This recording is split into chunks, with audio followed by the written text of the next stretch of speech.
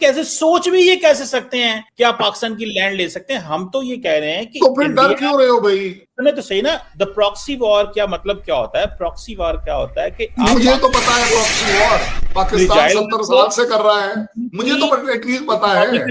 रखो, politically instability रहे वहां पे, हालात खराब रहे, लोगों का ट्रस्ट स्टेट के ऊपर ना रहे, और आपको लगे जी हम फेल स्टेट होते जा रहे हैं, दैट इज व्हाट। और इसमें तो आपको याद होगा कल साहब, अभी मुत्तकी साहब आए हुए थे अफगानिस्तान से इंडिया, ये वही देवबंद मदरसा में मुत्तकी साहब गए थे जहां पे कोविड के दौरान सारा इंडियन मीडिया कहता था कि कोविड यहाँ जो है ना वो यहाँ से निकल रहा है, और ये जो मौलवी है ना, ये देवबंदी, ये सारे जो है ना वो कर रहे हैं, और अभी आपने उनको उठा लिया डिप्लोमेसी और स्ट्रेटेजिक पर्पसेस के लिए, उसी देवबंद मदरसे को इस्तेमाल कर रहे हैं। दैट इज राइट, आप उन्हें उनको कहा कि वहां पे जाएं, लेकिन पहले आप इसको कह रहे थे कि यार ये जो देवबंद मदरसा है ये तो कोविड यहां से निकलता है, आज आपने और पर्पस के लिए इस्तेमाल किया। सो सवाल ये नहीं है, सवाल ये है कि आप ये सस्ती जंग क्यों लड़ना चाहते हैं? Why always keep fuelling terrorism and non state actors को क्यों सपोर्ट कर रहा है? ये पाकिस्तान की हुकूमत कह रही है। आई एम वेरी हैप्पी कि ये सारे वर्ड्स आप हमसे सीख कर एक बोल पा रहे हैं, क्योंकि ये सारे वर्ड्स हम आपको 70 साल से क्यों पढ़ा दे रहे हो? हम आपके यहाँ पर ये 70 साल से बोल रहे हैं। Finally you are catching up on these words, and I am sure आप जैसे लोग बिल्कुल इस चीज को रियलाइज करेंगे कि इसकी इंपॉर्टेंस क्या है, और इसके अंदर जितना जो घुसेगा वो फंसेगा, वो ठुकेगा। अगर मैं टेररिज्म पाकिस्तान के अंदर पैदा करूंगा, अपने यहां से निकालकर आपके यहां भेजूंगा, मान लीजिए मेरी बात, मैं खुद कभी भी सेटिस्फाइड नहीं रह पाऊंगा, क्योंकि ये टेररिज्म वापस मेरे ही जमीन पर आएगी, क्योंकि उसकी पैदाइश है वहां। ये हमारा बेसिक स्टैंड रहा है पाकिस्तान को एडवाइज करने में। And by the way, you also know it well, what the hell do Indian government, Indian army, Indian आवाम गेट्स कि एक पाकिस्तान फेल्ड स्टेट बने? हमें उससे क्या फायदा है? एक सेकंड के लिए बता दी, हम अगर किसी भी तरह का कोई स्टेप पाकिस्तान के लिए करेंगे तो उसका कोई रीजन होना चाहिए ना भाई। या तो हम आपको टेक ओवर करना चाहते हैं, इसलिए दिल की बात कर रहे हैं, मैं नहीं करना चाहते, मैं तो आपको वो क्लियर कर रहा हूं, वी हैव नो इंटेंशन।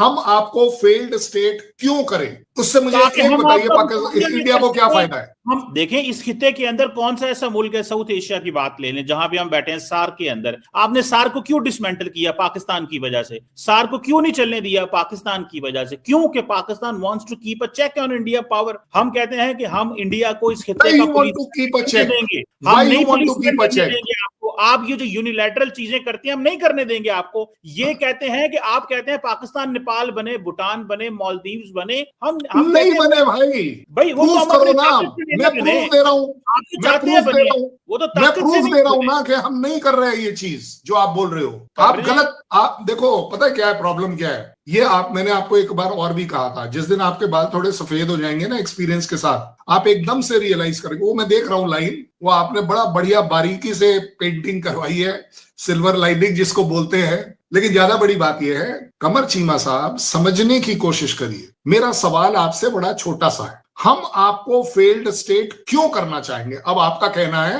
कि जिस तरह से चाहे नेपाल, भूटान, जो भी आप एग्जांपल दे रहे हैं, नेपाल, भूटान से हमने क्या लूट मचा रखी है जिसके वजह से हम उसको अपने अंडर ले? We are only serving humanity in both these states, both these countries, I'll put it like, we recognize them as a country. Where is the doubt? And that is why आप देखते हो कि नेपाल भी China के पास trade करने के जाने की बात करता है, और वो करता है क्योंकि हम वो पैसा उसको नहीं दे पाते जिस पैसे की उसको जरूरत है। भूटान भी यही करता है, बांग्लादेश ने भी यही कोशिश करी, लोन ले लो, ये ले लो, जो भी तरह से बात कर लीजिए। हर कंट्री का एक हक ये हम मानते हैं कि उसकी अपनी डेवलपमेंट है। यस, इसमें कोई डाउट नहीं। जो मेरा एडवर्सरी है, जो मेरे लिए थ्रेट है, जब वो इस तरह के काम करता है तो हम भी एग्रेसिवली उस कंट्री के साथ बढ़ते हैं कि भाई इस तरह की चीजों को अवॉइड किया जा सके। हम इस समय बांग्लादेश में पूरी कोशिश करेंगे, डिप्लोमेटिकली, पॉलिटिकली, एंगेजमेंट वाइज, जैसे भी ले लीजिए, कि हम पूरी कोशिश करेंगे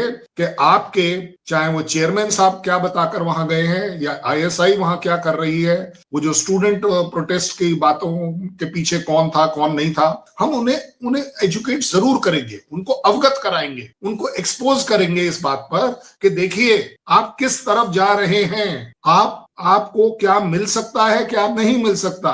क्यों? क्योंकि हमारा एम है कि Yunus, you are not Bangladesh, अवाम इज दी बांग्लादेश। वहां इलेक्शन करिए, आप अपने तरीके। आप कौन होते हैं ये कहने वाले कि Yunus you are not Bangladesh? ये तो इंडिया का, अफगानिस्तान, बांग्लादेश का इंटरनल मसला है। वो यूनुस नहीं, करे, इंटरनल मसला कैसे हो गया? इंटरनल मसला कैसे हो गया? डेमोक्रेसी क्यों नहीं हुई? डेमोक्रेसी क्यों नहीं हुई? इंटरनल मसला। डेमोक्रेसी आपको किसी ने मैंडेट दिया डेमोक्रेसी? I have understood. आप जो कह रहे हैं वो बिल्कुल ठीक कह रहे हैं। मैंने इसीलिए बोला कमर चीमा साहब, आपकी जो अमेरिका बन गए इस खित्ते के आपको हम बिल्कुल नहीं बने, हम बिल्कुल नहीं बने। डेमोक्रेसी होनी चाहिए। हम तो अमेरिका से भी भिड़ जाते हैं। हमें अमेरिका की लाइन टो नहीं करनी होती है, हमें अमेरिका की लाइन कहीं टो नहीं करनी होती है। हम अमेरिका से आंख मिलाकर बराबरी पर बात करते हैं। बंद कर रहे हैं अमेरिका के प्रेशर पे, हमसे सीज फायर किया। आप कौन सा भिड़ते हैं वहां पे? ये मीडिया पे भिड़ते हैं, बंद कमरे में आप मुकमका करते हैं अमेरिका से। नहीं, देखिए आप जो कह रहे हैं ना वो यूनुस वाली बात, वो आपके यहाँ पर आपको एक अच्छी डेमोक्रेसी का कभी स्वाद चखा नहीं। आपको वो जो अपॉइंटेड वाली होती है ना, जो अपॉइंटेड वाले प्राइम मिनिस्टर होते हैं, आपके लिए वही सिर्फ प्राइम मिनिस्टर है। जो वो इस समय यूनुस भी अपॉइंटेड प्राइम मिनिस्टर है, ये तो आप मानेंगे। मुझे एक बात बताएं, two things, who has a right to tell Bangladesh की क्या करना है या क्या नहीं करना? The people of Bangladesh took a decision, वहां पे एक सिस्टम आ गया। आप कौन होते हैं ये कहने वाले? नहीं, वहां पर सिस्टम क्या आ गया? सही ना, वहां पे सिस्टम क्या आ गया?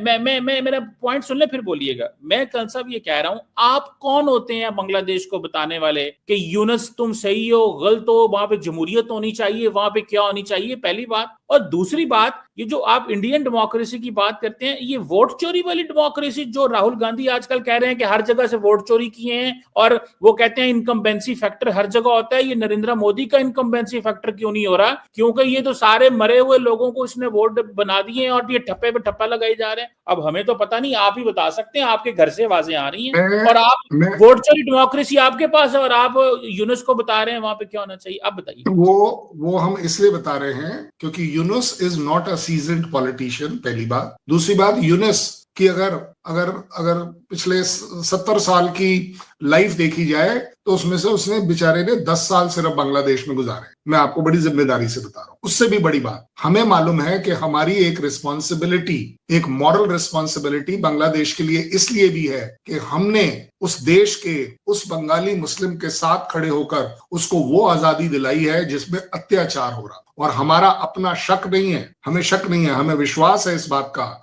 कि जहां कहीं ISI आती है बांग्लादेश के अंदर, वो बांग्लादेश को कभी भी स्टेबलाइज नहीं देख पाएगी। और वहां से शुरू होती है, जितना ज्यादा मेरा नेबर डिस्टेबलाइज होता है, अनस्टेबलाइज होता है, बिखरा हुआ होता है, टेररिज्म में होता है, इकोनॉमिक क्रैश में आता है, उसका डायरेक्ट असर मेरे पर इसलिए जाता है क्योंकि वो बांग्लादेशी बॉर्डर क्रॉस करके एज अ रिफ्यूजी मेरे यहाँ आता है। मेरे पास पिछला एक्सपीरियंस है, मेरे पास अब का भी एक्सपीरियंस है। आप बांग्लादेश में तो आप कहते हैं वहां पे हालात खराब नहीं होने चाहिए, आप, लेकिन पाकिस्तान क्यों नहीं होने चाहिए? हम तो चाहते हैं वहां पर हालात ठीक होने चाहिए, इलेक्शन होना चाहिए, उनको अपनी कंट्री मैनेज करनी चाहिए। बांग्लादेश के अंदर इंडिया आउट कैंपेन चली। अच्छा मुझे एक बात बताइएगा, शेख हसीना वाजिद को वो मांगते हैं, वो नोट वर्बल भेजते हैं, पता नहीं क्या क्या वो कहते हैं, उसको तो आप भेजते नहीं है।